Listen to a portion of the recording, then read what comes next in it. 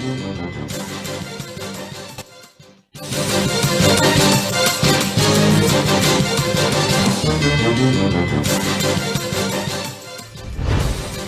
na ang mga malalaking balitang Central Luzon ngayong araw. Limited face-to-face classes sa Central Luzon, posibleng magsimula sa Pebrero. Pabuya para sa makapagtuturo sa pumaslang kay Cap Asban ng Guagua, umabot na ng 1 milyong piso. Active COVID-19 cases sa Syudad San Fernando, umakyat na sa mahigit 1,600. At deadline para sa application sa undergrad scholarship ng DOST extended.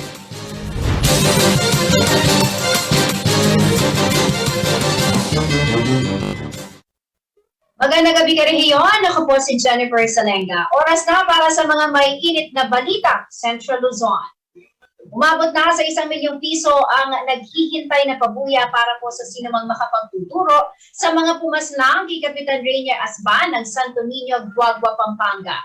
Una nang nag-alok ng 500,000 pesos na pabuya si Governor Dennis Pineda, batay na rin sa pahayag ng Pampanga Police. Habang kalahating milyon din ang inialok na reward na pera ng kaalyado naman po sa politika ni Cap Asban na si gubernatorial aspirant Danilo Bailon. Narito ang report.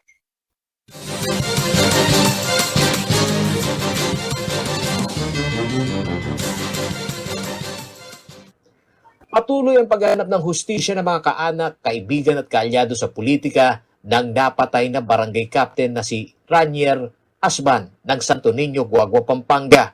Gabi ng January 17 ng pagbabarilin ng hindi pa nakilalang riding in tandem, ang first-termer na kapitan habang nakaposte hindi kalayuan sa palengke ng nasabing bayan. Upang mapabilis umano ang pagresolba sa kaso, nakahanda raw na magbigay ng 500,000 piso ang kampo ni na gubernatorial aspirant Danilo Bailon at Guagua Mayor Dante Torres. Anay ka tayo nila yung kailangan balay na Guagua o takay rumulay ka mali-mali ito ang kapital na tinukordera mo.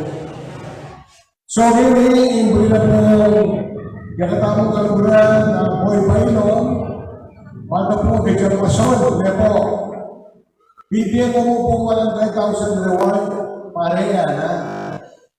Mata mag-ubral na, mata, Richard Marap, hindi ka matyan na, gamot na lang kapit ng milyon na. Ayon kina Bailon at Torres, kinikilala nilang supporter at kaalyado sa politika ang napaslang na punong barangay. Bigay kami ng pabuya na 500,000 sa sino man makakapagtulong. Di ba dati, 100 lang yun ano ko, no? So sinangguni ko nga sa kanya, tagdagan natin para kagad mauli, sabi niya. Kasi gusto niyang kagad masolve yung krimen. Tiwala si Bailon na makakamit agad ang hustisya sa pagkasawi ng kanyang supporter. Ngunit hindi umano niya maitatanggi na ang pangyayaring ito ay magdudulot ng takot sa taong bayan kahit na hindi pa masasabing election-related ang krimen. Yung mga supporter ang inaalala namin. Pero kasi ako, na-interview mo na ako, ay lalo pang tumapang tayo. Lalo pa tayong tumapang para maipanalo laban. Para na sa gano'n, kung tayo na maupo, hindi na mangyari ito. Batay na pinakahuling impormasyon mula sa pulisya, bukod sa riding in tandem, may isa pang nakamotor na nahagip sa CCTV camera na nagsilbing lookout umano sa isinagawang krimen.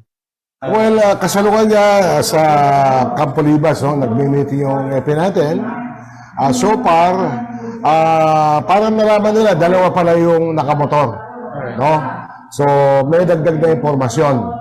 At titingnan pa rin nila yung angulo ng ano ba ang motibo. No? Kaya nga, nasabi ko sa unang interview, na sana yung mga kababayan ko ito magbasid. No? At baka iba ang mangyayari.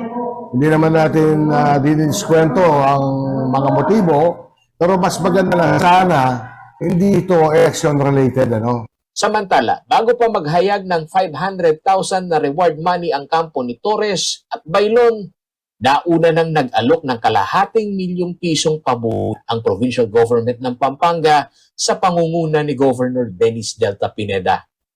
Pamahalaang pandalawigan ng Pampanga is nagbigay ng pabuya or nagpa-anunsyo na magbibigay ng pabuya na halagang 500,000 na sino mang makapagtuturo ng salarin na gumawa nito kay Barangay Captain ng Santo Niño, Guagua. Ayon kay Colonel Sarmiento, ang kuha ng CCTV sa tattoo ng gaman sa binti ay isa ring magandang lead sa pagtukoy sa mga salarin. So, sa mga kababayan po natin, kung meron po kayong mga nakikilala na diyan sa paligid ninyo na ang kabuuan ng paa ay mayroong tato, ito po ay pwede nating i-cross-match. Mabigyan nyo lang po ang inyong kapulisan ng impormasyon na kung sino ang tao na ito, maaari po namin ipupuntahan para imbitahin na magpaliwanag or interviewin. Sa pag-follow up ng CLTV News sa PNP, masyado pa umanong maaga upang ideklarang election-related violence ito. Lalo't binubuo pa ang mga salaysay ng mga malalapit na kaanak at kaibigan ni Barangay Santo Niño, Kapitan Ranier Asban. Paulo G. Santos, CLTV News.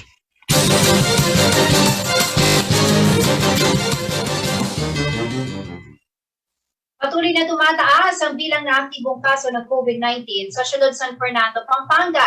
Sa pinahuling datos ng City Health Office, umakyat na ang bilang sa 1,631. Kasabay nito, tuloy-tuloy naman ang vaccine rollout para mabigyan proteksyon ang mga residente ng lungsod. May detalye na balita niyan si Marion Lozano.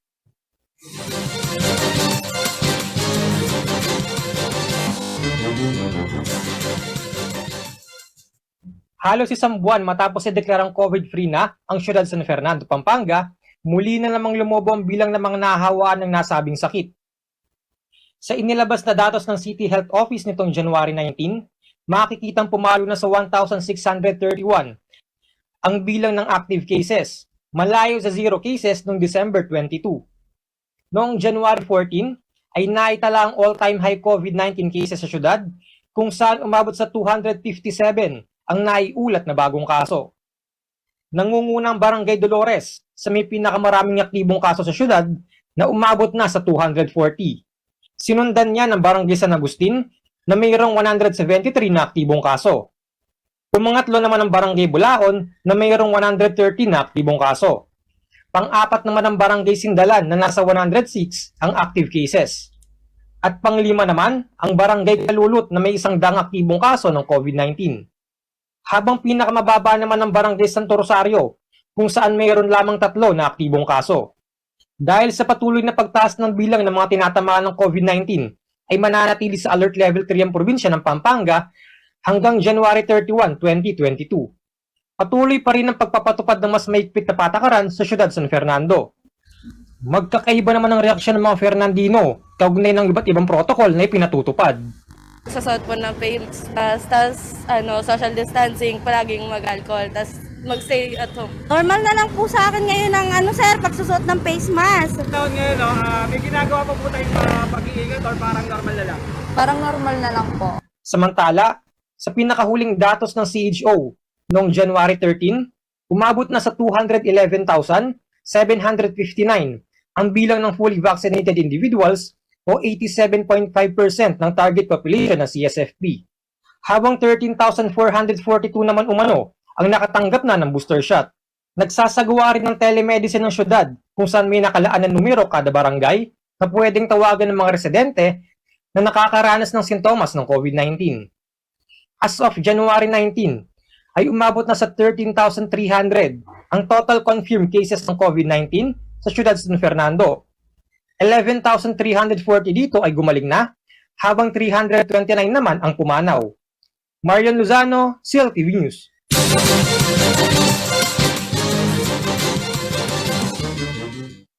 Sa pagbabalik ng CLTV News.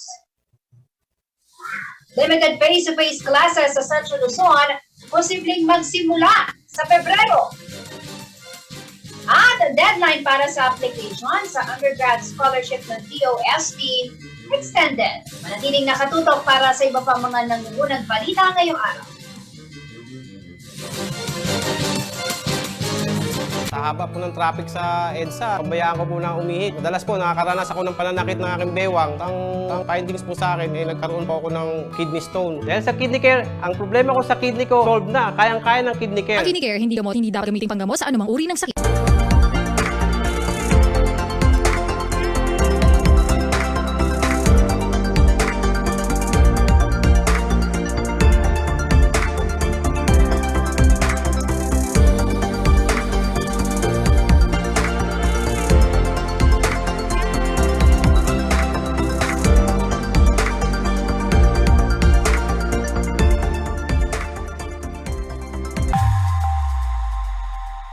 Can deliver on demand on any vehicle, from motorbikes to trucks, from city sedans to spacious vans.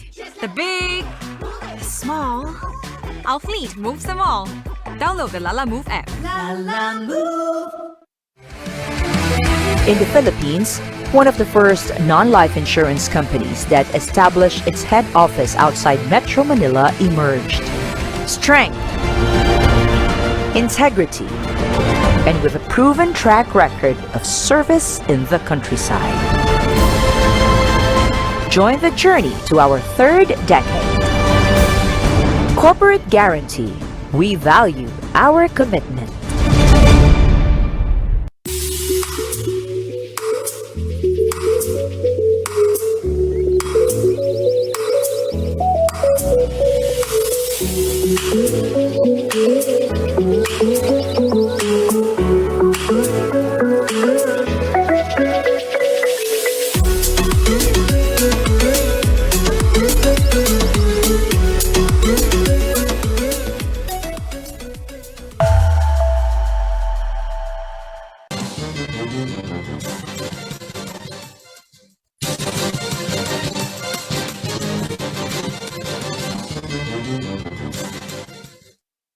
Nagbabalik ang CLTV News. At sa iba pa mga nangungunang balita, kung bababa sa Alert Level 2 o Alert Level 1 ang quarantine status sa mga lalawigan sa Central Luzon, pwede na raw simulan ang pagsasagawa ng limited face-to-face classes sa Pebrero. Ayon po yan sa Department of Education o DepEd. Patuloy daw ang magandang ginagawa dito ng kagawaran upang matiyak na magiging ligtas sa mga magsisipagbalik sa silid-aralan. Narito ang report.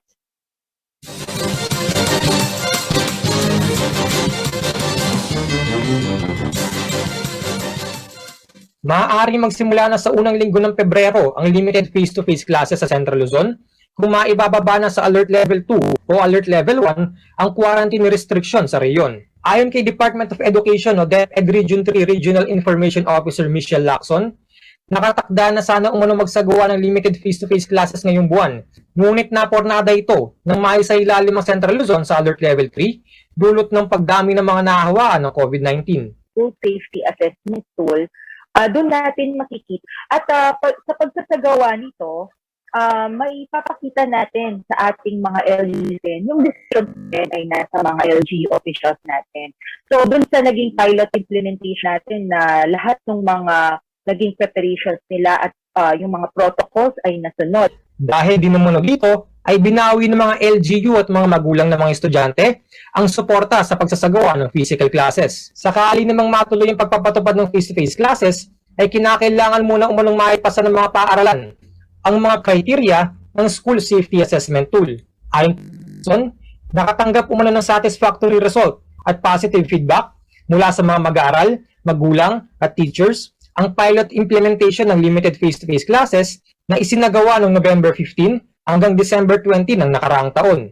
Kabilang sa mga nakibahagi dito ay ang 17 na pampublikong paaralan sa Zambales at isang private school sa siyudad San Fernando, Pampanga. Pero ang grade 10 student na si Usha Lorian Mercado, hindi pa umano pabor na magkaroon ng face-to-face classes pang mataas pa mga bilang ng mga COVID-19 cases. First of all po, parang di po ako masyado agree doon sa face-to-face classes. Kasi una po, yung COVID, madami pa pong cases. And may Omicron po, may new variant po ng virus na lumaganap. Di na muna po. Para sa safety po ng lahat. Pero kapag ano na lang po, naging okay na po ulit yung bansa. Kasi importante po talaga yung health. Ayon naman kay Sharon Carino, principal ng De La Paz Libutad High School sa San Simon, pinaghahandaan na nila ang posibleng pagsasagawa ng limited face-to-face classes. Kabilang umano sa kanilang mga ginagawang paghahanda ay ang pagsasaayos ng setup ng mga classrooms, paglalagay ng mga wash facilities, paglalagay ng draft-off at pick-up points ng mga estudyante, at paglalagay ng mga directional signs at printed instructions. Fully vaccinated na rin umano ang lahat ng kanilang mga teaching staff at personnel. Tanging mga estudyante lamang din umano na may consent ng magulang ang kanilang papayagan na makibahagi sa face-to-face classes. Ayon pa kay Carino, pabor umano ang mga nakausap nilang magulang ng mga estudyante na mag face-to-face classes ang kanilang mga anak oras na bumaba ng mga kaso ng COVID-19. Ang sabi ng ibang parents na nakausap namin, mas gusto daw nila na magkaroon ng face-to-face. Kasi kung nasa school sila, alam nila safe sila. Kasi daw, kapag walang pasok, usually yung mga bata nasa daan lang sila at nakikipaglaro. Bakit hindi na lang daw sila pumasok sa school at doon matuto? Marion Lozano, CLTV News.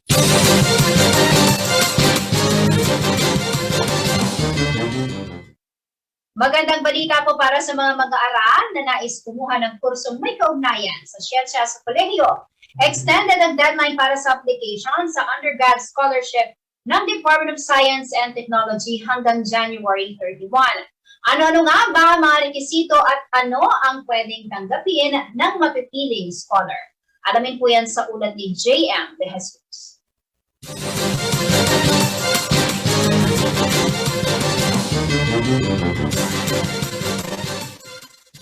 Inanunsyo ng Department of Science and Technology Science Education Institute o DOST-SEI ang extension ng deadline para sa application sa 2022 Undergraduate Scholarship Program.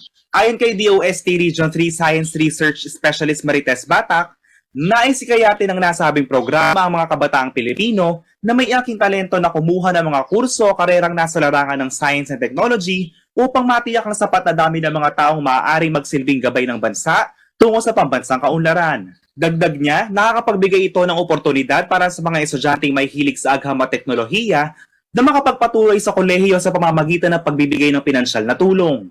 Unang inanunsyo na December 31, 2021 ang huling araw ng pagsumite ng aplikasyon, ngunit nagdesisyon ng ahensya na palawigin ito hanggang January 31, 2022. Kaugnay nito, hinikayat din ni Batak ang mga aplikante na kapagparehistro bago noong December 31 na kanila nang i-upload ang mga requirements sa website ng SEI na www.sei.tost.gov.ph. Ang bagong palugit ay nagbibigay din ng pagkakataon para sa nasa 2,000 na student application mula sa Central Luzon na rehistrado ngunit hindi nagawang makumpleto ang kanilang application process at mga requirement dahil na rin sa mga limitasyong dulot ng pandemya. Sa gitna ng tumataas na bilang ng mga kaso ng COVID-19 sa rehiyon, inilapat na rin ng DOST-SEI ang lahat ng proseso online upang maiwasan ang mga personal na interaksyon. Bumuo rin ang ahensya ng isang sistemang pipili sa mga kwalipikadong mag-aaral base sa kanilang mga academic standings mula grade 9 hanggang 11 at iba pang mga makakapagpatunay na sila ay maaari maging scholar. Samantala, ang mga pwedeng mag-apply sa DOST-SEI grant ay ang mga estudyanteng magtatapos sa grade 12 para sa taong 2021 to 2022 at bibilang sa Science, Technology, Engineering, and Mathematics o STEM strand o parte ng top 5% ng mga klaseng magtatapos para sa iba pang strand. Kabilang sa mga pribilehiyong ipagkakaloob sa mga mapipiling scholar ay 40,000 para sa tuition at iba pang bayarin sa paaralan, 10,000 bilang book allowance, 10,000 para sa thesis allowance, 7,000 para sa buwanang allowance at iba pang gastusin. JM De Jesus, CLTV News.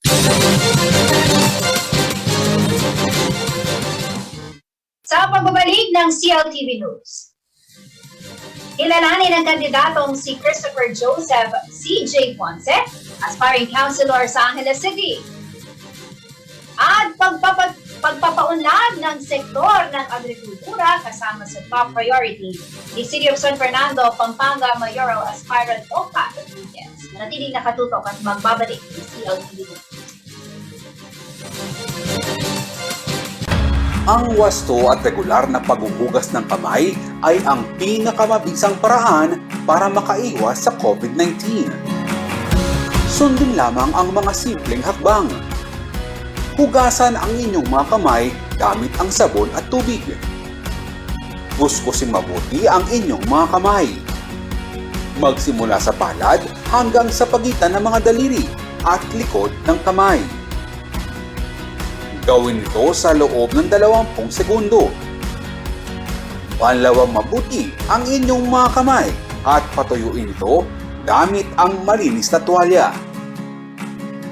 Laging tandaan, ang tubig ay sandata laban sa COVID-19. Ugaliing maghugas ng kamay sa wastong pamamaraan. Ang paalalang ito ay hatid sa inyo ng Prime Water.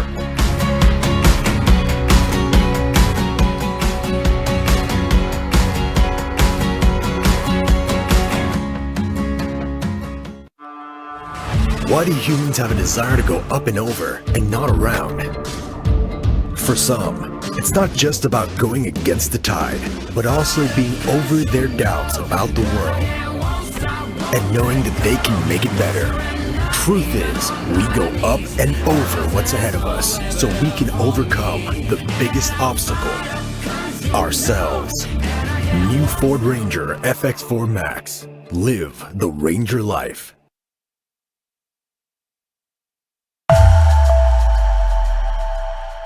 No mananti kasakiting panahon at sitwasyon, akabyusan tamoy ti uling, we are family, Kinsing Scholastica's Academy. Abe-abe tamong magsaya at tumula, mikitigit, kulasa. Mikitigit, kulasa? Mikitigit, kulasa. Mikit-ikit, kulasa. Mikitigit, kulasa.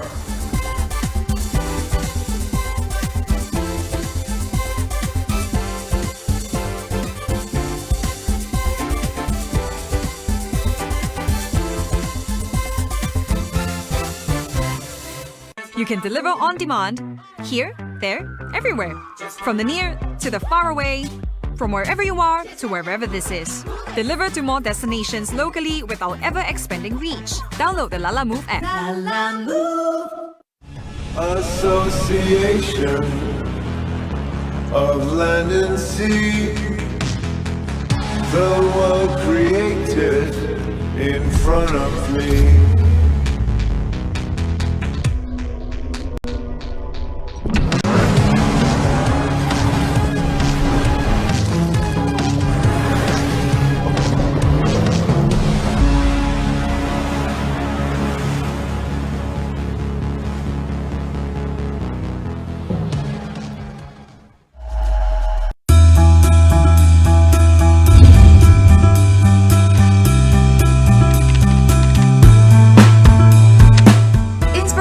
Success stories of business leaders and entrepreneurs. Live and love local as we discover and promote local businesses in the region. Out with business as usual, in with business unusual. Join me, Colette Hanson-Hizon, every Wednesday, 7 p.m. only here on CLTV.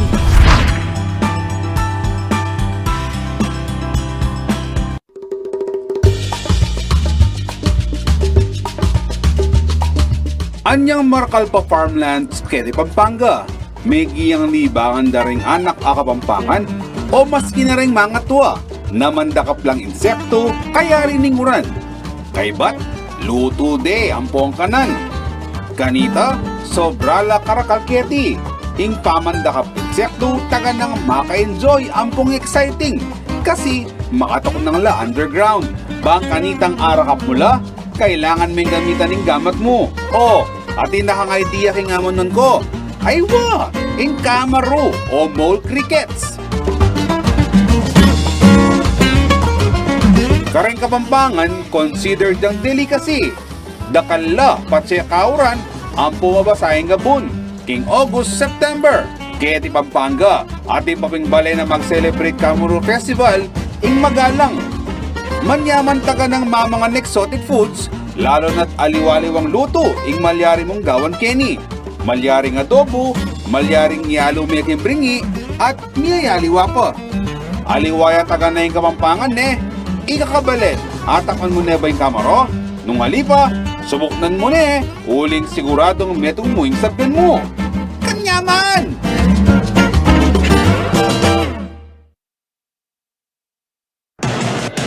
Take full advantage of the power of TV and digital media when you advertise with CLTV. Through CLTV, you can now have your very own TV commercial for your business at a reasonable cost. And not only is your business authenticated by a reliable and trusted TV station, you can also reach our captive audience through CLTV's various digital media platforms at the same time. Contact us to avail of these exciting advertising opportunities.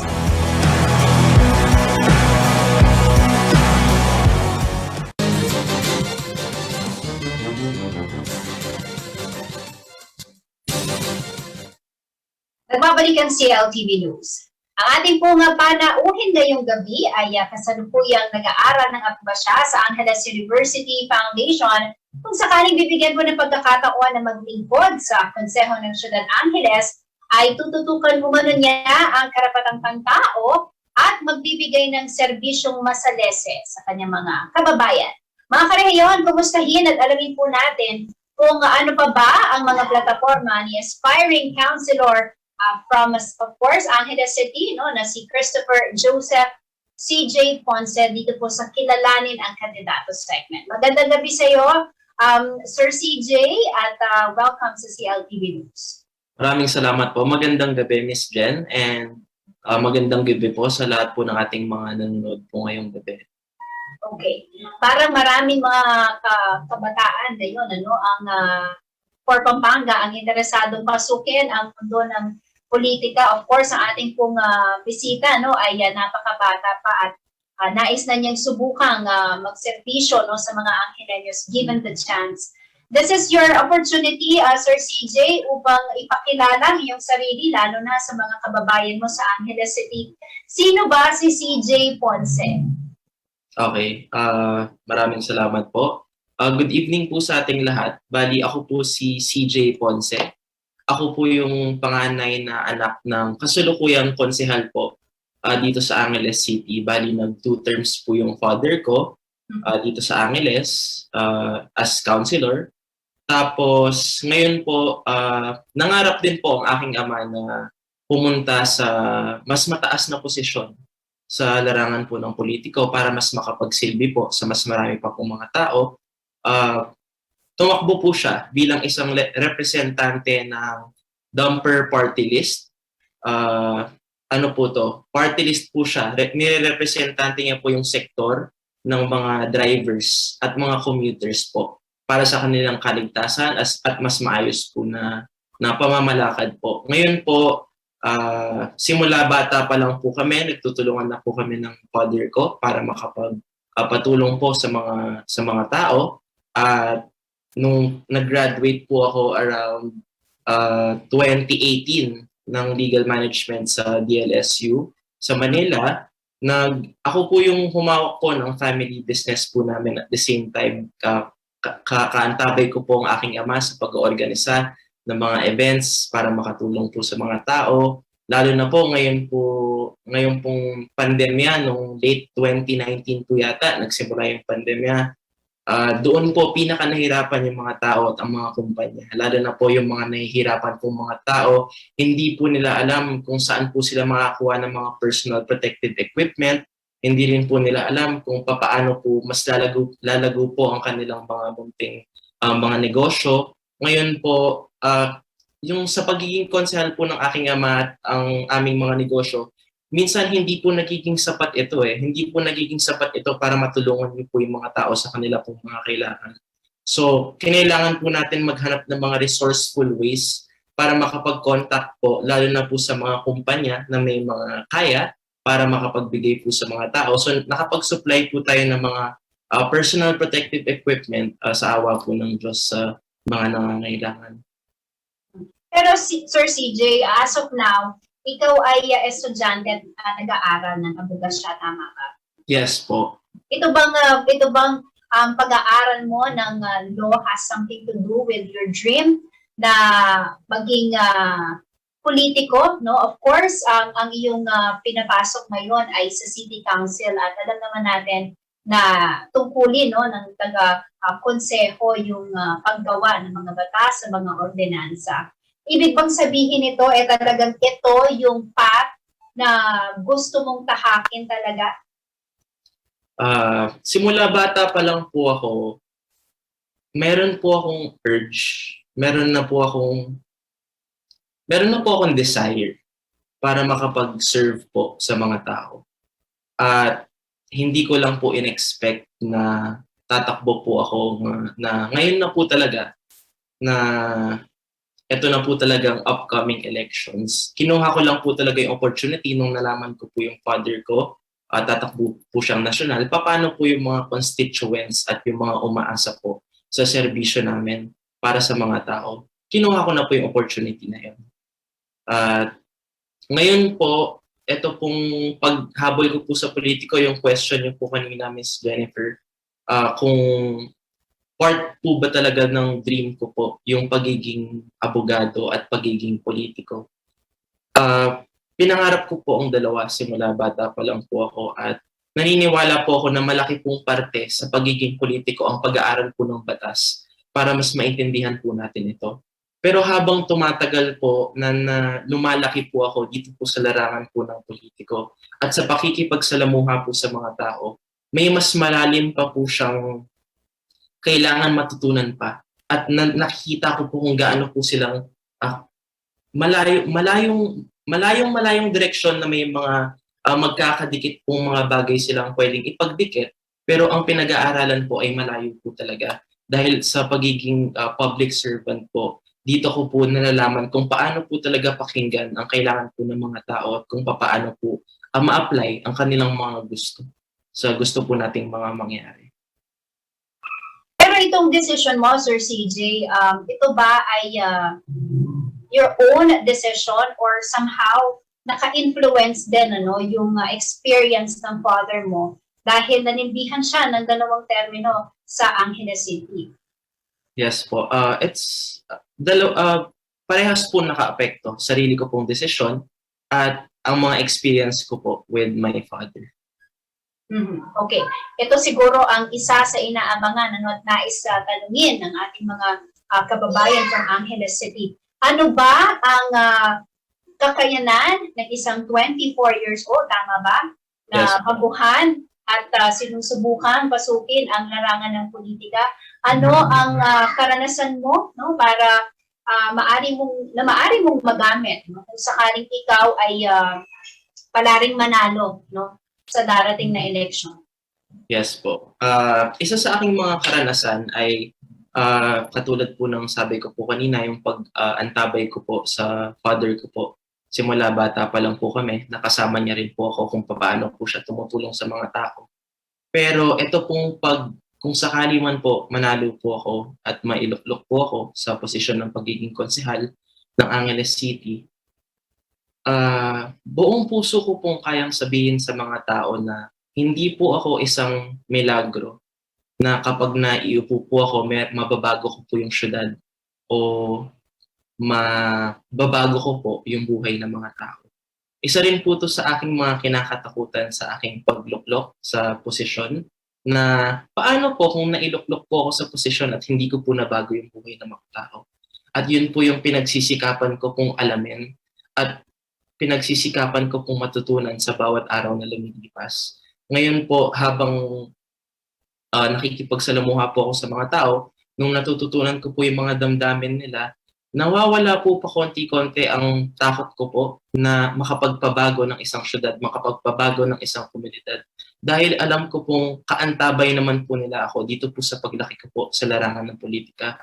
Hindi ko lang po kaantabay ang aking ama, hindi ko lang po kaantabay ang team ng serbisyong Masalese, kaantabay ko rin po yung mga tao para mas mabago po at mas maganda po natin, mapaganda po natin ang ating syudad. Are you ready for the challenge, Sir CJ? Kasi nga, nabanggit mo kanina, ikaw ay nag-aaral pa, at hindi biro yung kursong kinukuha mo ngayon, pag-aabogasya. At kung sakaling manalo ka, malaking responsibilidad din, ang kailangan mong gampanan para sa mga Angelenyos. Kakayanin mo ba kung sakaling pagsabayin itong pag-aaral at pagsiservisyo sa mga Angelenyos? Naniniwala po kung kaya ko po siyang gawin. Basta ang importante, simulan lang po natin. Pag meron pong isang challenge na nalapag sa iyong harapan, mas magandang simulan po natin ng pakonti-konti o basta simulan lang po natin ang gusto po natin gawin. At alam ko pong makakahanap po tayo ng paraan para magawan po siya ng magandang outcome o resulta. Ayun po.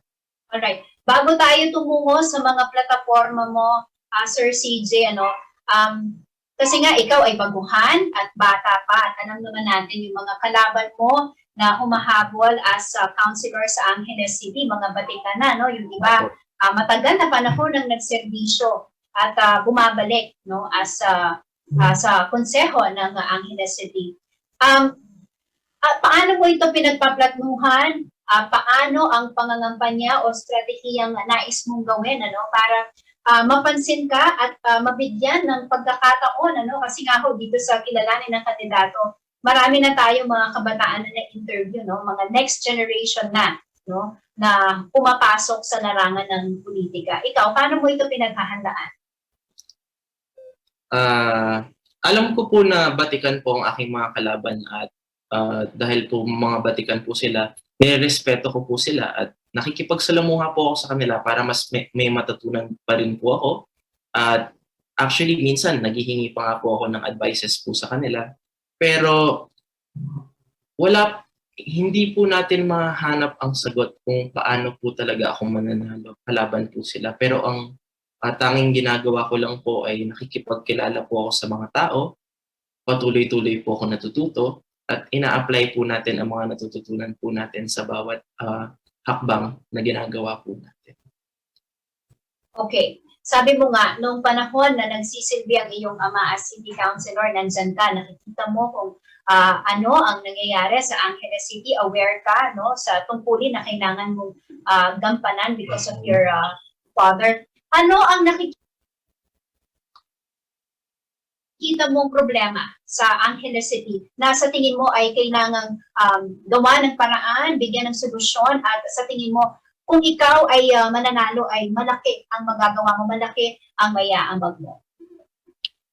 Ang isa sa pinaka nakikita ko pong problema dito po sa ating syudad ay paano ko po ba ma-explain ito? Ngayon po, lalo na po nung nagka-pandemya, nahihirapan po lahat ng tao. At isa pong dahilan kung bakit nahihirapan po lahat ng tao kasi lahat po nagkakaproblema po sa pangpinansyal. Isa pong malaking problema ang pangpinansyal, lalo na po ang mga kabataan na hindi po nakapag-aral ng mabuti dahil wala po silang oportunidad para makapag-aral. Mga kakatapos lang po mag-aral na hindi po makaharap ng trabaho dahil wala po silang oportunidad para makapaghanap po ng trabaho. So isa po sa pinakamalaking problema ay oportunidad para kumita at masuportahan po ang kanila po mga pamilya. Kung masusuportahan man po ang kanilang mga pamilya, sapat lang po ang kanilang mga kinikita para sa mga panggastusin sa pang-araw-araw na hindi po nila nakakayanan makapag-ipon at makapag-ready, lalo na po sa mga oras na ganito kung dumadating ang mga catastrophe at mga pandemic na at kailangan po talaga merong ipon para mag-survive po ng mas mabuti. At sa paanong paraan magagawan mo, kung given the chance, ano ba ang magagawa ng isang CJ Ponce dito nga sa kinaharap currently na problema ng mga Angelenos? Yes po. Isa po sa pinakamalaking factor na makakatulong sa mga tao ay edukasyon. At minsan sinasabi po nila ang edukasyon, kailangan mo pong makatapos ng isang degree o kaya makatapos ng kolehiyo para ikay makapaghanap ng magandang trabaho. Pero naniniwala ako ang edukasyon isa siyang malaking topic na kung saan hindi mo kailangan makatapos sa kolehiyo para maging edukado. Kailangan mong makabuo ng isang skill set o maraming mga skill sets na ma-apply mo para makapaghanap ng mga trabaho at makapaghanap ng mga paraan para kumita o masustentuhan ang inyong mga pamilya. Isa po sa pwede po natin gawin ay sa mga connection po natin o sa mga kakilala po natin na meron na pong mga skill sets po na ito, i-share po natin siya sa mga tao sa paggawa po ng mga seminars, paggawa po ng mga livelihood programs, sa pagpapakilala ng mga tao o pagbibigay po ng mga oportunidad sa mga tao sa mga kumpanya na kilala din po natin. Sa ganung paraan po na buuin po natin ang skill sets po ng mga tao, lalo na po kung wala na po talaga silang oras para makapagtapos po ng pag-aaral. Alright, aside from education na napakahalaga, ano pa ba ang mga programa na nais mong ihain para sa mga Angelenos? Sir CJ. Yes po. Noong 2019 po, may ina-attendan pong seminar ang father ko sa International Human Rights Convention kung saan pinag-uusapan po nila doon ang karapatang pangtao. At doon po ako naging passionate sa karapatang pangtao na natutunan ko po na hindi lamang po ito karapatan kung ano po yung nakasaad sa ating konstitusyon na right to life, liberty, property, right to information, right of freedom of religion. May mas malalim pa po siyang ibig sabihin kung saan dapat patuloy-tuloy pa rin pong pinag-aaralan yung karapatang pangtao. Dahil lalo na po ngayong pandemic, hindi po natin na-expect na meron po tayong karapatan na makatanggap po ng tulong sa iba't ibang mga tao dahil ano nga naman po yung means natin para makapag-ahon o para man lang po mag-survive sa pandemya po na ito. Ngayon po, itutuloy po natin yon. Mag-a-attend po tayo sa International Human Rights Convention para pag-aralan kung ano po ba yung mga nagawa po ng mga international cities para mapunta sa kanilang destinasyon para maging isang human rights city ang kanilang mga syudad. Okay. Before I let you go, Sir CJ, anong mensahe na nais mong ipaabot sa mga Angelenos na nakatutok sa ating programa ngayon? Maraming salamat po sa pakikinig sa akin. Isang malaking karangalan po ito na makapagsalita po ko sa harap po ninyo. Ang nais ko lang po sabihin na ang pagtakbo ko po ay hindi lamang po para sa akin, hindi lamang po ito posisyon kung saan magiging konsehal po ako kung ako'y nanalo. Isa po tong misyon kung saan alam ko pong kailangan ko pong pakinggan ang nais pong gawin o mangyari ng mga tao. At dahil po sa pakikinig na ito, alam ko pong magkaantabay po tayo dito po sa ating misyon na nais gawin. Alright, maraming salamat. Napakabata ng ating kandidato at nasa kamay ng mga Angelenos kung bibigyan po ninyo siya ng pagkakataon. And we thank you, Sir CJ, at good luck sa iyong kandidatura. Thank you so much po. Mga karahiyon, CJ Ponce, aspiring City Councilor ng Angeles City. Samantala, sa ibang balita po tayo, naniniwala si dating City of San Fernando Mayor at Mayoral Aspirant Attorney Oscar Rodriguez na hindi dapat ipagsawalang bahala ang sektor ng agrikultura sa kabila ng pag-unlad sa kabisera ng Pampanga. Ani Rodriguez, malaking ambag ng mga magsasaka sa syudad at may malaking potensyal ang nasabing sektor para sa higit pang ikauunlad ng komunidad. Ito ang report.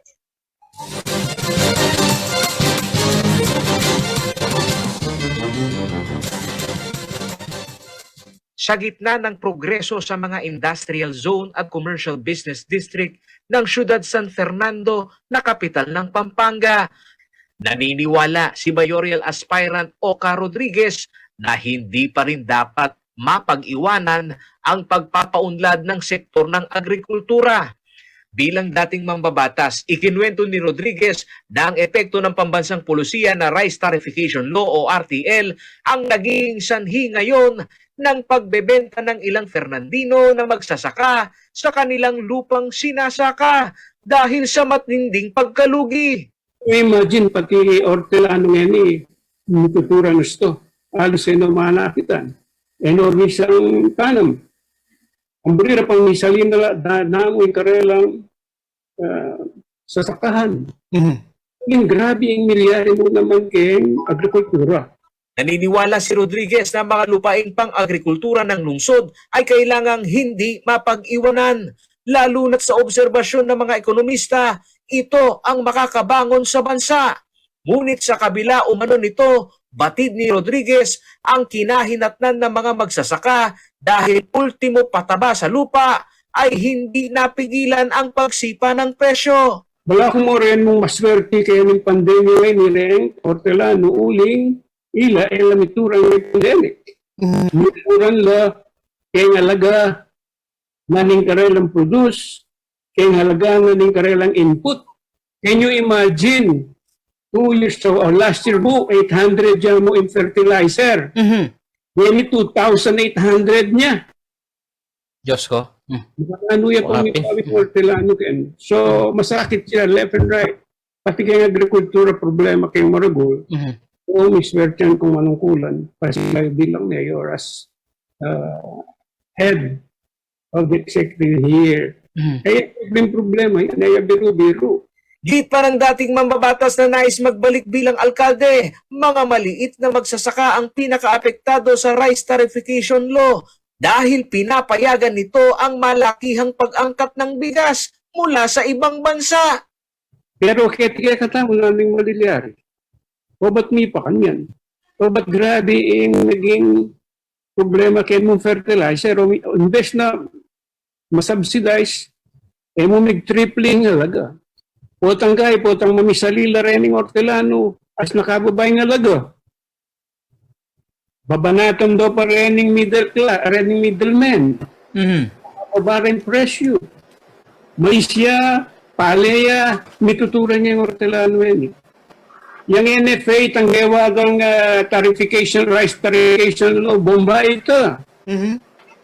Aprobahan niya pa ito, sinako kang Vice President Leni Robredo. Sinabi ni Rodriguez na ang pagpapatakbo ng lokal na pamahalaan sa panahon ng pandemya ay hindi maaaring ipagkatiwala sa nangangapa pa lamang ng solusyon.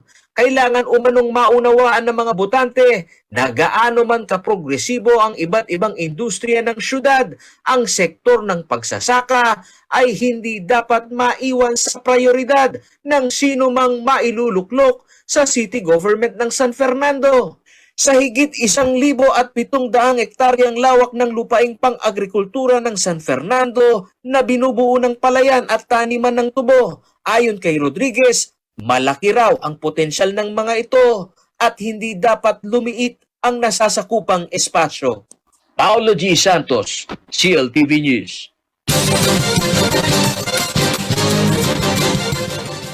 Sa pagbabalik ng CLTV News. Once a Bayan, BBM Sara Unit Team naglabas ng kanya-kanyang senatorial lineup. Manatiling nakatubak at magbabalik ng CLTV News.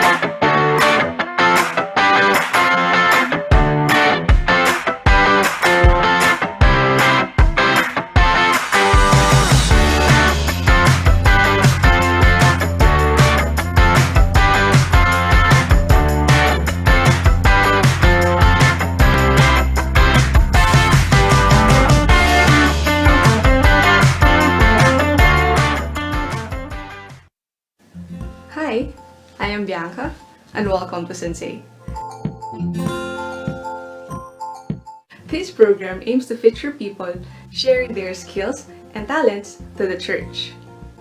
Our Sensei will share their stories, journey, and will give us some tips about their forte.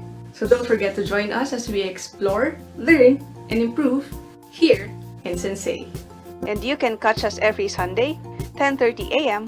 on CLTV. Kultura ang pong tradisyon. Manyaman, apamangan. Piaglo na lugal. Malaos ko Puketi, Labuad Kapampangan. Kayabi Jenan Lumbang Parungaw. Amanong pakamalan, amanong gagambulan. Mga Pampangan tamu, Kayabe Jody Dizon Mercado, Kenny Muyan, Keng ating kaming kay, Balang Webis, alas 7 ning Bengi.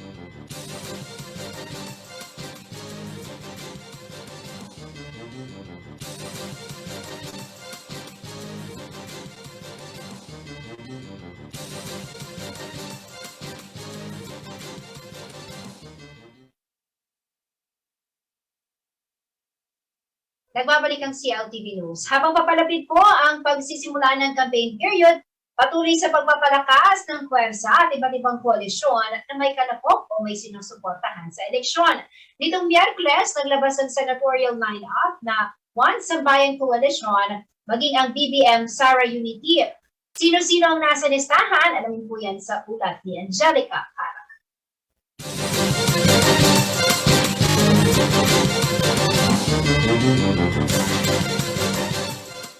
Ipinakilala nitong Miyerkules ng oposisyong koalisyon na Isang Bayan ang kanilang unang 7 kandidato para sa Senado na susuporta sa tambalang Vice President Leni Robredo at Senator Francis Pangilinan. Sa virtual press conference ng Isang Bayan, inendorso ni Attorney Howard Calleja ang Leni-Kiko tandem kasama sina former Ifugao Representative Teddy Bagilat, Senator Leila De Lima, Free Legal Assistance Group Chairperson Shell Jokno, Senator Risa Hontiveros, Lawyer Alex Lacson, Federation of Free Workers President Sonny Matula, at former Senator Antonio Trillanes IV. I can safely say that we have 7 senators endorsed by Isang Bayan, Senator Sonny Trillanes, Risa Hontiveros, Teddy Bagilat, Sonny Matula, Alex Lacson, sino pa ho yung dalawa natin? Sino ba yung 7? Laila De Lima, of course. Sorry, Senator Laila, and one more. Ayon pa kay Calleja, maaaring madagdagan ng mga nasabing kandidato na susuportahan ng Isang Bayan sa darating na January 28, ang araw kung kailan nakatakdang opisyal na i-endorso ng koalisyon ang kanilang mga kandidato. Samantala, inihayag ng BBM Sara Unity sa kanilang ginanap na Metro Manila Virtual Caravan ang 6 nilang pambato. Sila ay sina former Senator Jinggoy Estrada, Senator Sherwin Gatchalian, former Defense Secretary Gibot Teodoro, former PAL spokesperson Harry Roque, former Public Works Secretary Mark Villar at former Quezon City Mayor Herbert Bautista. Kabilang din sa kanilang listahan, sina Representative Rodante Marcoleta, Attorney Larry Gadon, Representative Lauren Legarda, at Senator Migs Zubiri. Angelica Cara, CLTV News.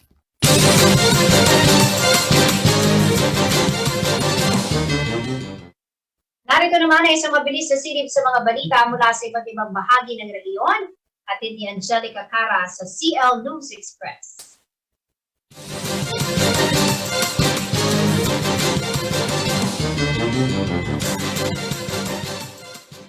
675 na magsasaka sa bayan ng San Marcelino, Zambales ang nakakuha ng 5,000 piso na Rice Financial Assistance mula sa Rice Competitiveness Enhancement Funds o RCEF ng Department of Agriculture.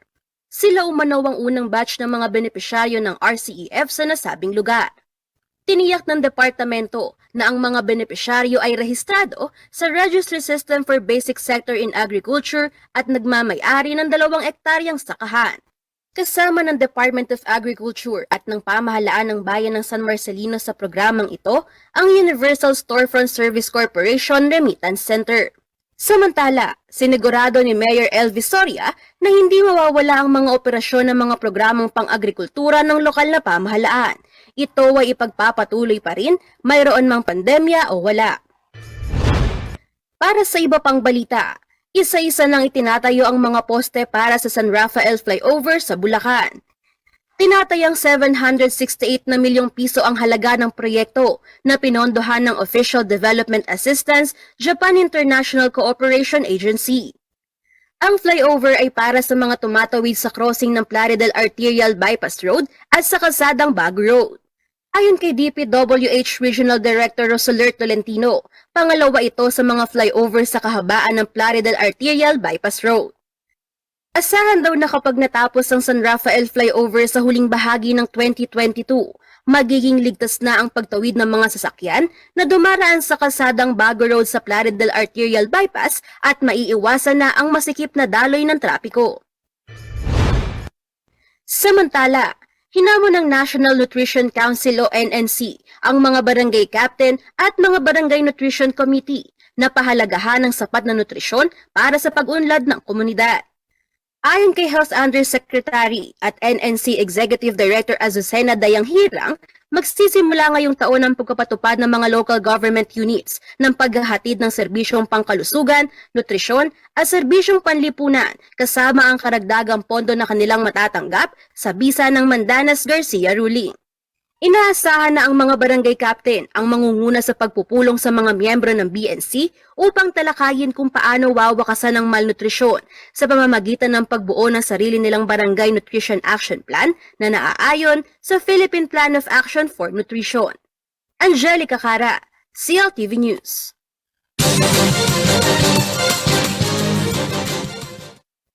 Alamin naman po natin ang magiging lagay ng panahon mula kay Ginoong Manny Esguerra, ang Chief Weather Forecaster ng Pag-asa Corp.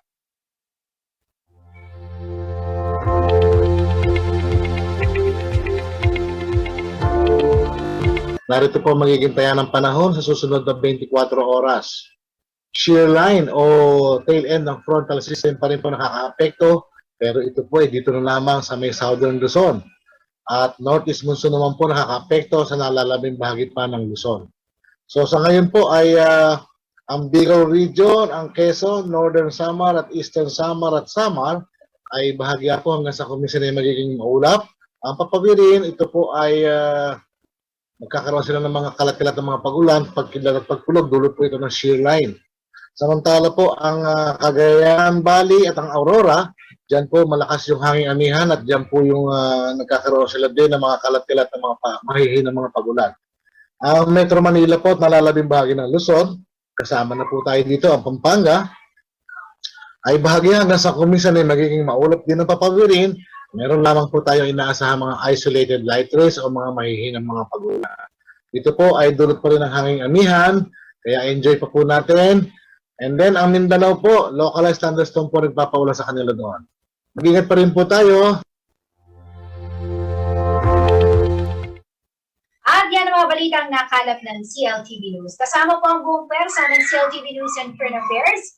Ako po si Jennifer Salenga. Maraming salamat po.